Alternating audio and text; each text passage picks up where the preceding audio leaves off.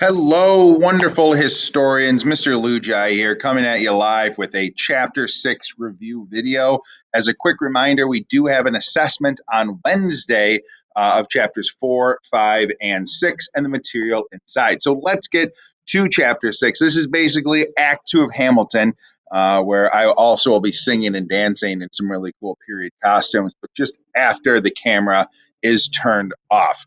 We're going to go over a lot of key concepts today, and so please follow along. And if you have any additional questions, feel free to reach out at any time. So our first question we have is this idea of periodization. Why did we pick, or why is this unit 1754 to 1800?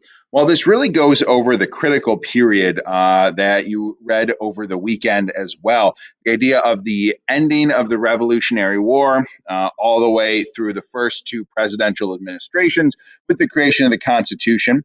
And those are going to be Presidents George Washington and President John Adams.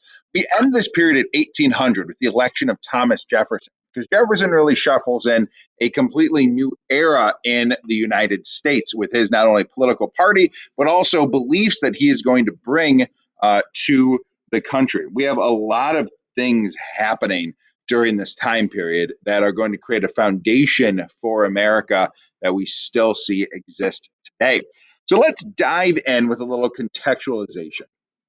Now, we call this period the Federalist era because it is a time of an expansion of federal powers inside of the United States and a success of the Federalist political party with George Washington and John Adams. But we really have, with the Revolutionary War, this idea of radical beliefs of equality, of representation, of a central government that is held accountable to the people, things that had never really been written down in the history of humanity before.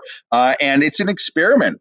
And under the Articles of Confederation, the first government of the United States of America, the experiment fails. And that's one of the really cool things that I like is we have some of the smartest people in history, the founding fathers and mothers of this time period, come together and they create a government, the Articles of Confederation, which gives an amazingly large amount of power to individual states. We're basically 13 independent nations, but we do have a very small, weak federal government, and it doesn't work. It fails. There are a number of things that happen: Shays' Rebellion, taxation, people angry at the repayment of debts from the Revolutionary War, and our founding fathers and mothers kind of come together and say, articles didn't work. Let's craft something new. So sometimes in life, if you don't work, if it doesn't succeed the first time, just try and approach the problem from a different angle. But we also have, during this era of the federal government, or the federal era, this big question that we're going to come back to of what is the role of a strong centralized government? Now, when I say centralized government, I mean federal government. The federal government obviously has power over the states. And what should that be? Is it an issue of big, large national problems require a national government that is strong to deal with? Or should individual states govern from wall to wall? Should they have absolute authority over what happens in their jurisdiction to try to maintain as many individual liberties as possible? We have, this idea of Hamilton, Washington, and Madison advocating for a strong federal government, and Thomas Jefferson kind of really pushing back against this idea. And we also have the creation of the Constitution during this time of the contextualization, where the election of George Washington and John Adams really are federal victories that come out of the Constitution. And we're going to talk a little bit more about that. So we have a vast change of landscape during this era. So let's look at the causation that was found in the book. And really, a lot of this hinges on the Constitutional Convention of 1787, where we have kind of before the Constitutional Convention and what we have, and then after. The reasons for the Constitutional Convention are going to be the incredibly weak amount of power the federal government has under the Articles of Confederation. There was a massive amount of economic anxiety, and when particularly wealthy people are troubled, when they think their wealth is going to be attacked or taken away, a lot of systematic change can happen. We have debt occurring from the Revolutionary War and people's inability to pay that debt off due to inflation and the absence of a national currency.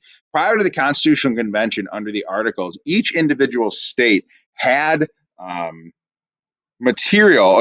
their own currency. So we had 13 different currencies. You couldn't go from Virginia to North Carolina and buy a product with your Virginia money. It just didn't matter. And this is going to make a very weak idea of a national identity. We also have something called Shays' Rebellion, which was a group of farmers that are tired of being taxed by their state. So they wage this quasi revolution, basically marching on their state's capital demanding change. And unfortunately, under the Articles of Confederation, there was no standing national army. So we didn't have an army that could put down this revolution or rebellion. And eventually, a number of wealthy landowners had to come together and hire mercenaries led by George Washington to put down Shays' Rebellion. And this leads to a lot of problems. Can we be a nation when we don't have the ability to stop a slight insurrection inside of our borders? So that lack of a standing army really is going to be a big problem of the Articles of Confederation. We also, under the Articles, have the creation of a technical federal government. I put technical in quotes because all the federal government is one legislative body. Today, in 2020, with the Constitution, we have two legislative bodies, the Senate and the House of Representatives.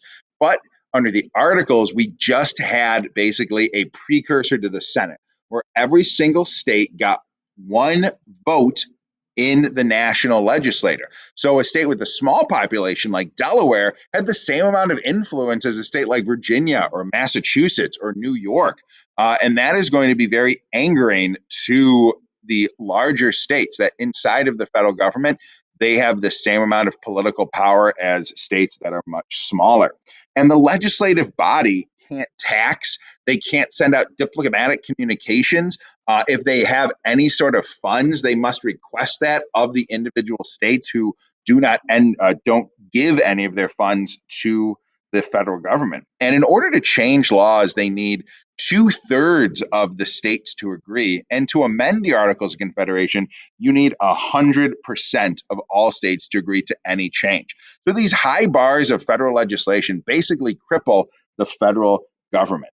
And instead of kind of amending the Articles are just so past the ability to be successful that we come together as a nation and say, let's write a new form of government, literally from the ground up. So we ditch the Articles of Confederation, we meet as a constitutional convention, and we write the Constitution that we know and love today. This is the Constitution that has 3 branches of a federal government, that gives a lot of powers that under the Articles the states had, and it gives that to the federal government. The federal government is supreme over the states. And that's going to have a lot of implications. So change over time. This idea of liberty is going to be a big question, and really the big thing that changes during this era of federalism. And this idea of what is liberty really at the beginning of the Revolutionary War is going to be all about, self-government, that we have this idea of liberty, which is we're going to establish our own rules, our own ideas on how we're going to tax our own citizens, our own legislative bodies that's different from parliament or a king.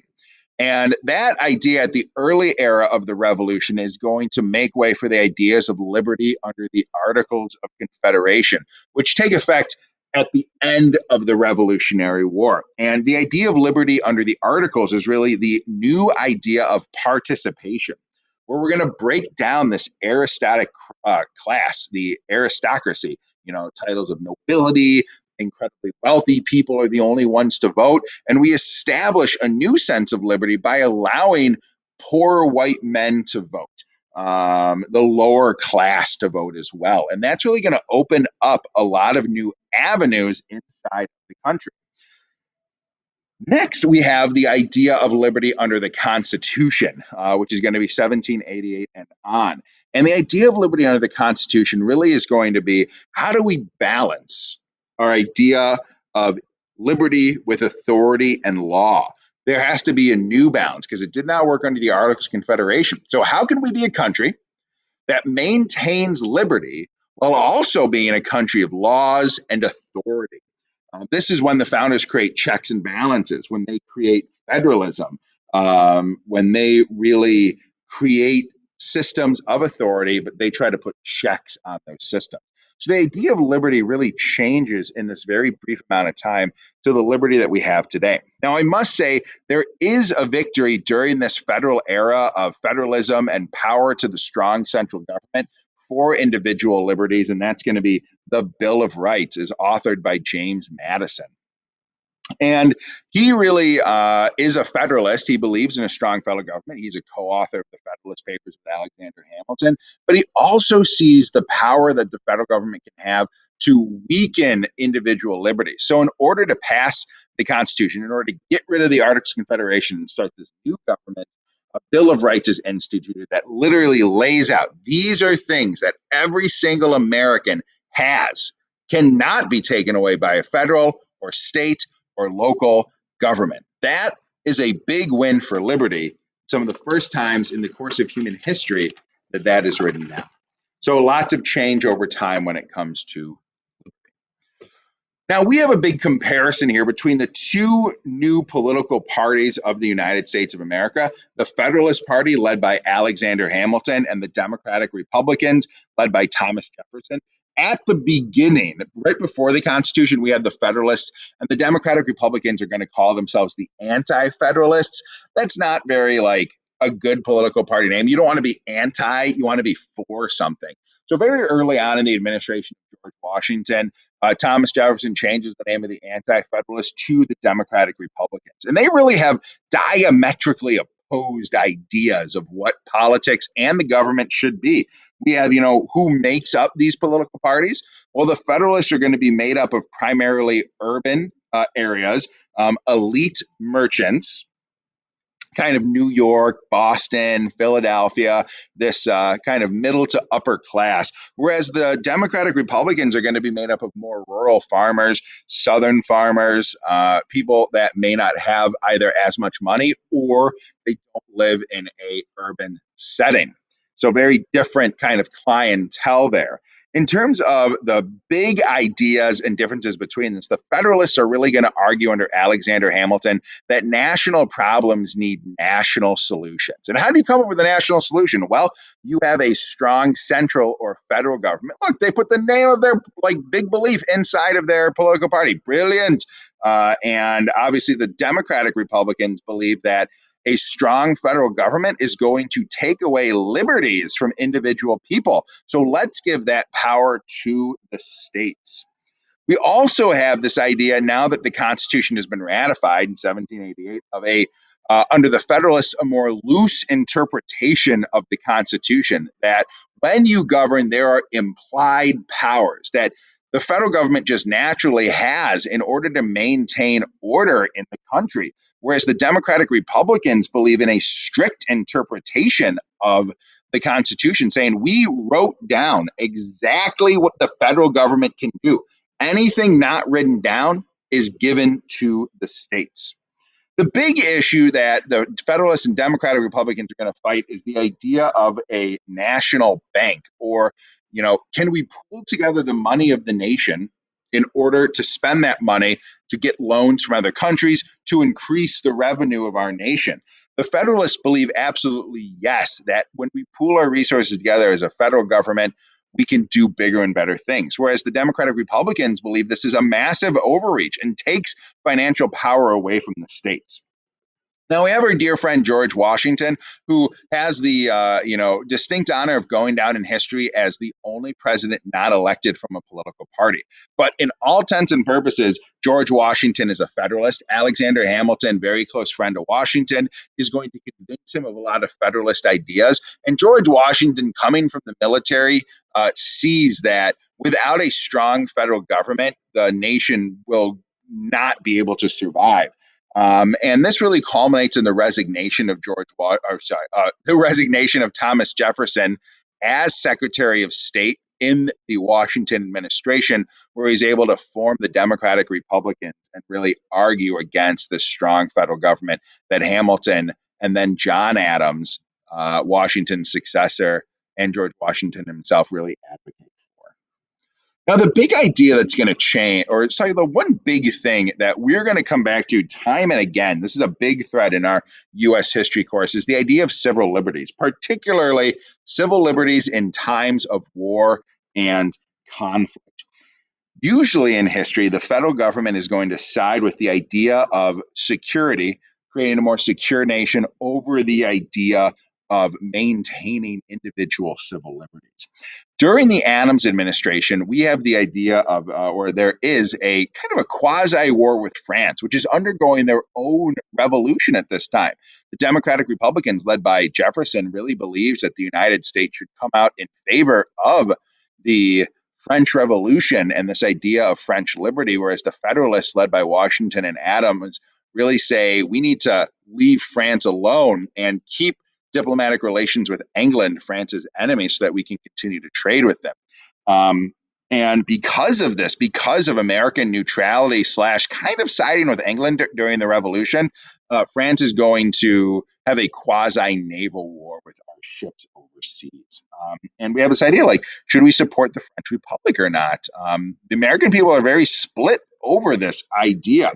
But because it is an act of war to attack American ships, now President John Adams passes something called the Alien and Sedition Act, which basically makes it a crime to speak out against the Adams administration, to speak out against the policies of the federal government. And Adams ends up imprisoning a large number of Democratic Republicans and reporters and journalists who are speaking out against how he's functioning in government. The Democratic Republicans really criticize John Adams over this, which leads to an even bigger problem with that criticism now being against the law. And we see in times of war civil liberties being taken away timing. We have the Alien Sedition Acts. We have Abraham Lincoln suspending habeas corpus during the Civil War, espionage acts during World War I, imprisonment of Japanese Americans during World War II, internment of them. And so we see time and again the federal government taking away civil liberties if they believe it is for the best security of the nation. But in retaliation of the Alien Sedition Acts, Thomas Jefferson gets his friend James Madison, who's a big believer in individual liberties, and they pass something called the Virginia and Kentucky Resolution, which basically urges citizens to resist the laws of the federal government, and primarily the Alien and Sedition Acts. Now, this is before the idea of the Supreme Court having judicial review, which comes under Marbury v. Madison during the Jefferson administration. So Thomas Jefferson, as an individual citizen, passes this law, or convinces Virginia and then Kentucky to pass this law. And it basically says that if an individual state does not like a federal law, they have the ability to nullify that law, to basically say, we're not going to follow that law, that we as a state have the ability to overturn federal decisions only inside of our state. Now, obviously, this is going to be overturned, but it lays a legal precedent that's going to lead to the Civil War, particularly under the administration of Andrew Jackson and the temporary secession of South Carolina with the nullification crisis. And this kind of has a big theme of the stakes here and what individual states are going to do when it comes to civil liberties. So the big theme of this unit is the federal era, the federal government taking power away from the states and some of the states pushing back against that power. So good luck. If you have any questions, please let me know. And once again, it has been a pleasure going over Chapter 6. Time for you to go on to Chapter 7.